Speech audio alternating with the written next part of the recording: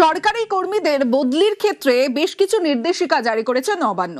সরকারি কর্মীদের বদলি নীতিতে বড় বদল নবান্নের। এবার থেকে নিজের জেলায় পোস্টিং বন্ধ। আর ঠিক কি কি নির্দেশিকা দেওয়া হয়েছে জানাবে সোমরাজ।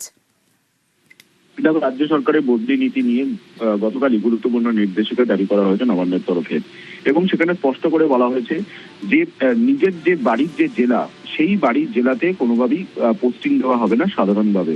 কিন্তু সেক্ষেত্রে বলা হয়েছে যে অবসরের 2 বছর আগে পর্যন্ত সেখানে ছাড় দেওয়া হতে পারে। অর্থাৎ নিজের হোম জেলায় পোস্টিং না দেওয়া হলেও অবসরের আগে শেষ 2 বছর প্রয়োজনে, প্রশাসনিক প্রয়োজনে তাকে ছাড় দেওয়া হতে পারে। তবে এটাও বলা হয়েছে যে টানা 3 বছর একই পদে চাকরি করলে সেক্ষেত্রে বদলির জন্য বিবেচনা করা হবে সংশ্লিষ্ট কর্মীকে। আর এছাড়াও কোনো কর্মীকে সাধারণভাবে 4 বছরের বেশি একই পদে রাখা হবে না। তবে এক্ষেত্রে কিছু ব্যতিক্রমী সিদ্ধান্ত নেওয়া হয়েছে।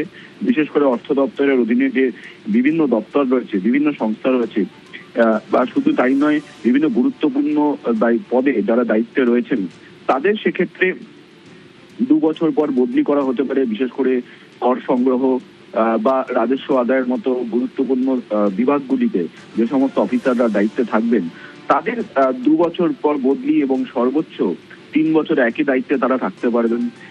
এছাড়াও বদলি যখন করা হবে সেক্ষেত্রে প্রশাসনিক সুবিধা যেমন দেখা হবে, তেমনি সাধারণ মানুষের প্রয়োজনের কথাও বিবেচনা করা হবে।